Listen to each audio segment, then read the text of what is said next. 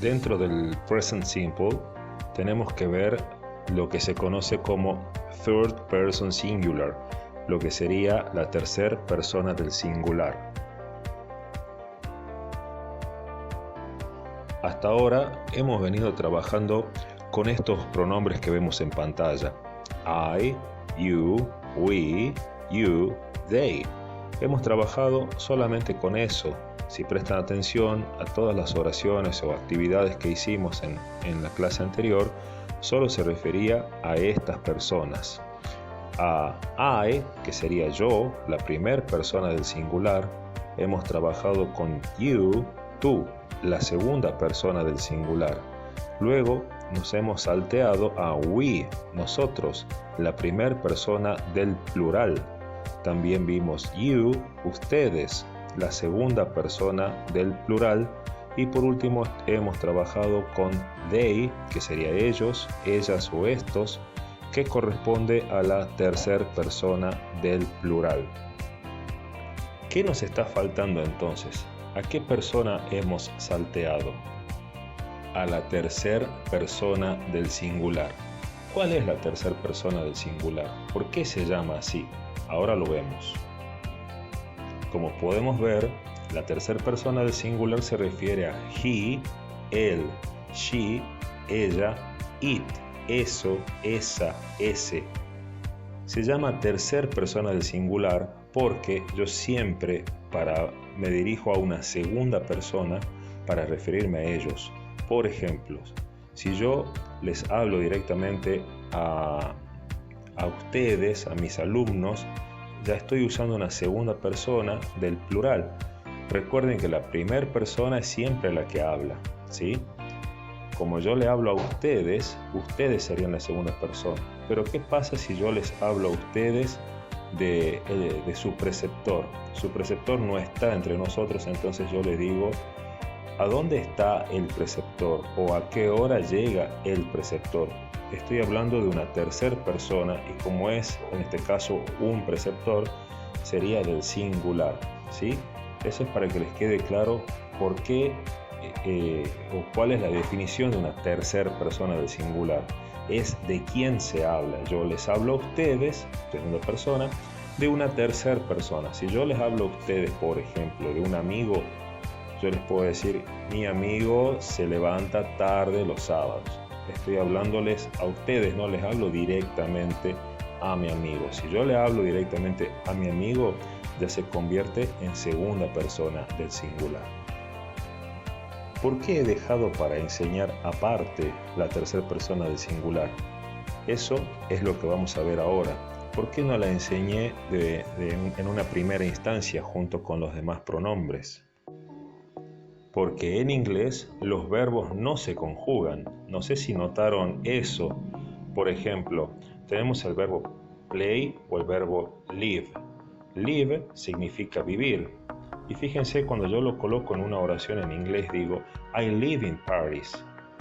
Y esa palabra, que estando solita significa vivir, ya no va a significar vivir dentro de una oración. Fíjense, yo les puse ahí: yo vivir en París o yo vivo en París.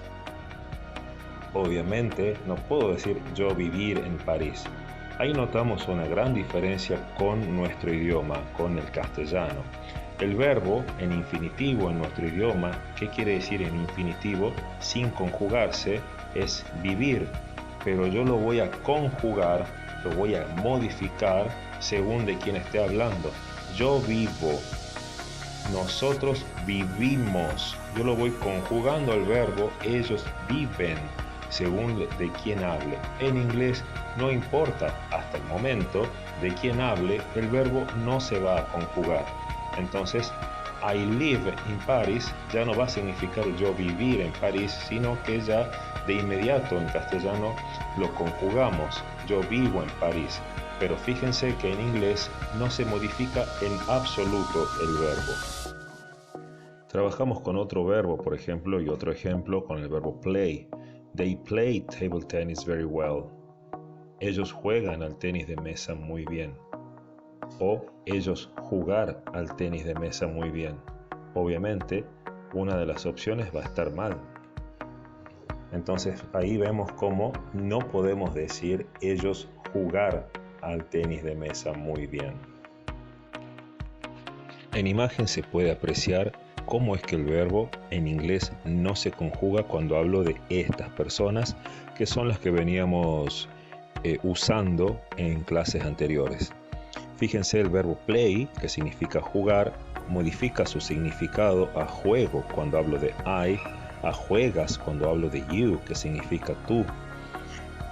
O en la tercera, we significa nosotros. Entonces la misma palabra play no va a significar nosotros juegas, sino que nosotros le damos el significado a jugamos. Nosotros jugamos o ellos juegan.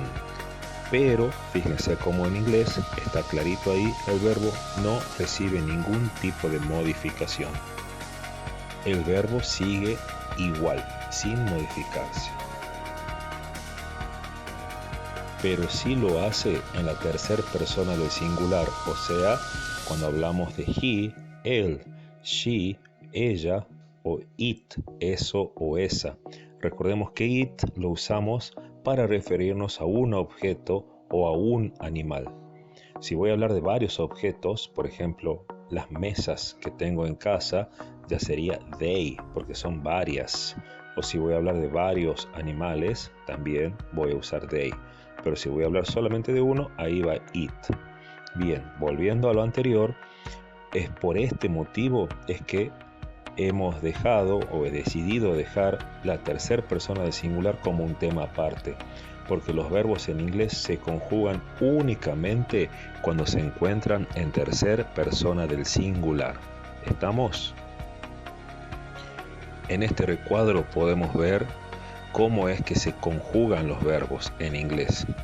Para suerte nuestra, se conjugan de una manera muy fácil, solamente agregando una letra S al final del mismo. Y fíjense cómo ya en comparación al cuadro anterior, a este se le suma la tercera persona del singular y se puede apreciar fácilmente cómo se le agregó la S.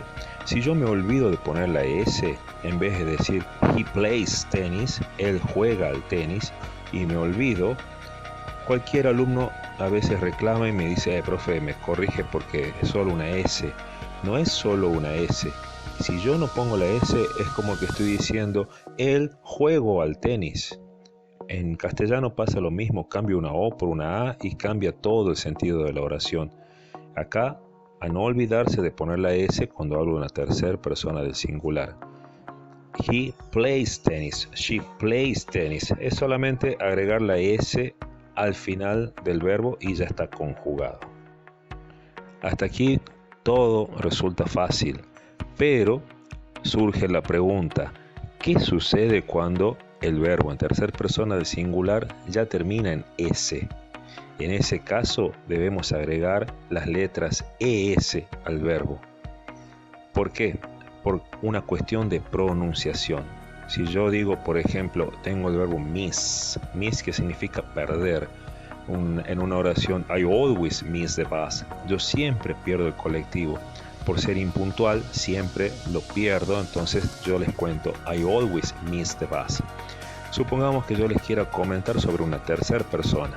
Les cuento a ustedes sobre un chico llamado Tom. ¿Qué pasa ahí? Yo no puedo decir Tom miss y pronunciar una S para que el otro se dé cuenta de que estoy agregando la S en la tercera persona del singular. Como queda incómodo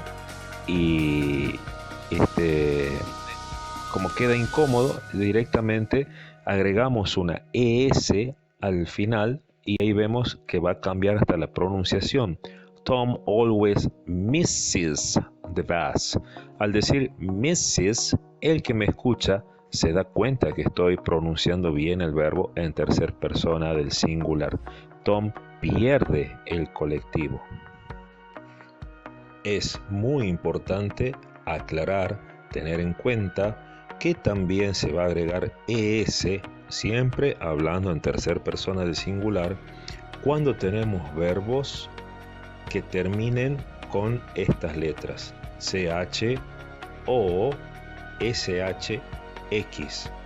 Cuando yo tengo un verbo que termina, ya como dijimos recién con S o con doble S, o verbos que terminen con CH, con O, con SH o con X, también se va a usar la ES por el simple hecho de que son sonidos similares al de la S. Por ejemplo, un verbo que termina con X, fix, estoy pronunciando una S, por eso se agrega ES.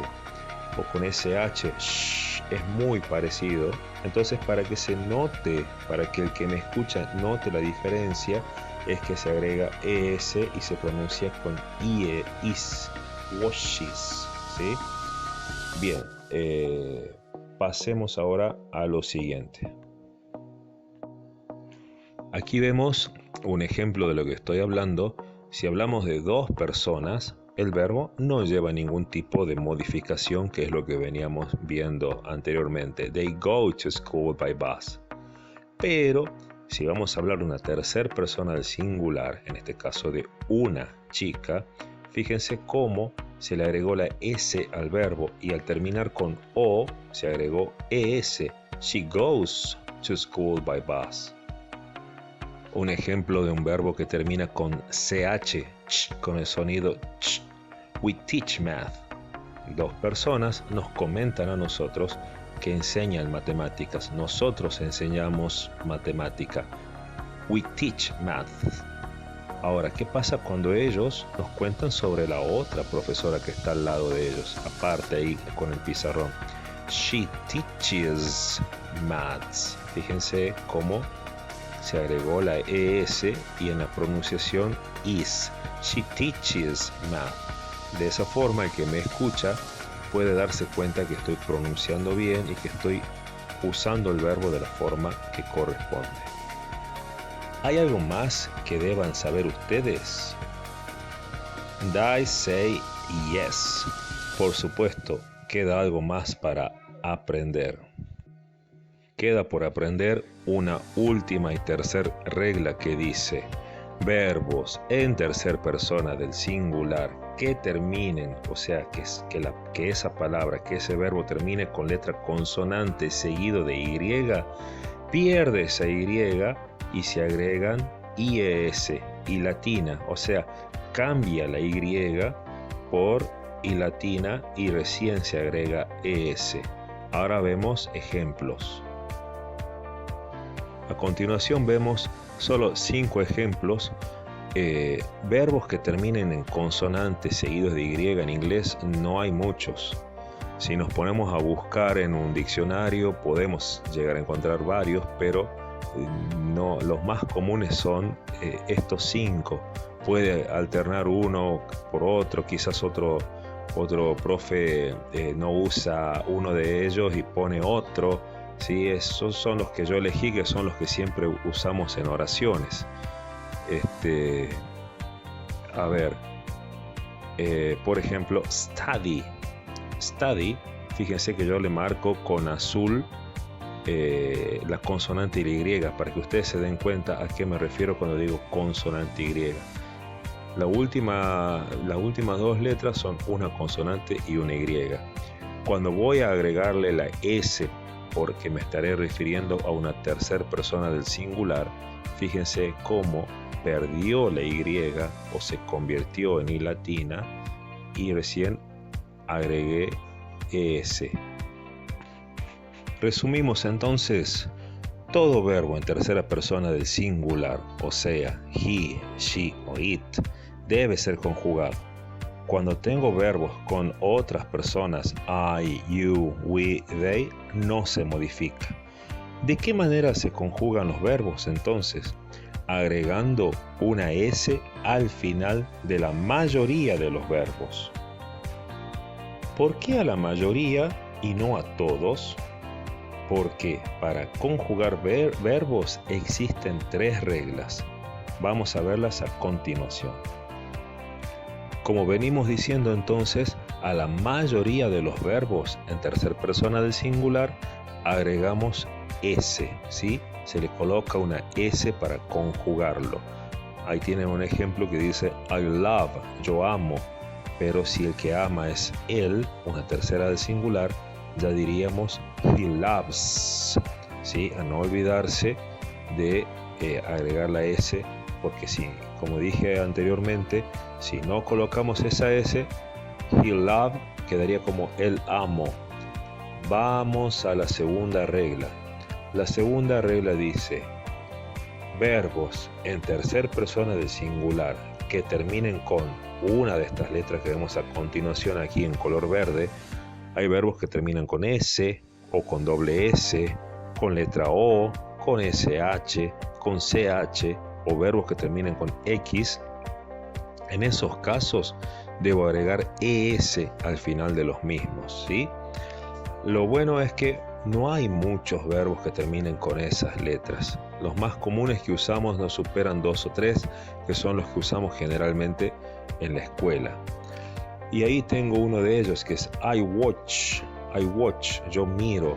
She watches, el sonido, entonces agrego ES. Pasemos, bueno, me queda el ejemplo que ya había mencionado con el verbo fix. We fix, nosotros arreglamos, we fix. Pero si el que arregla es él, he fixes, ¿sí? Se tiene que notar que estamos hablando con el verbo conjugado correctamente. Y por último, la última regla es la que acabamos de ver, que tenemos algunos verbos que terminan en consonante seguido de Y. En ese caso debo cambiar la Y por una I latina antes de agregar ES. Y allí tenemos dos ejemplos con el verbo study, you study. Pero si el que estudia es él, he studies. I try, yo intento, I try. Si la que intenta es una tercera al singular, fíjense cómo cambia la Y por I latina, she tries. Ojo, aclaro algo que no está anotado acá. Muchas veces cuando los alumnos aprenden esto en clases y yo doy ejercicios, tienden a cambiar Y por I latina a todos los verbos que encuentran y solo cambian cuando antes de la Y hay una consonante. Por ejemplo, en el verbo play, que ya lo vimos varias veces, play termina con Y. She plays. No cambia la Y por I latina. ¿Por qué? Porque antes de la Y en play hay una vocal. Entonces no es necesario hacer el cambio, solamente cuando antes de la Y hay una consonante.